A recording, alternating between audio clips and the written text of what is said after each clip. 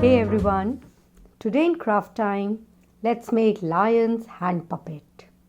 For making this, we need one paper bag, few construction papers, yellow, orange, black and white in color, black marker and glue stick. It's very easy and interesting too. I hope you will like it. Let's start.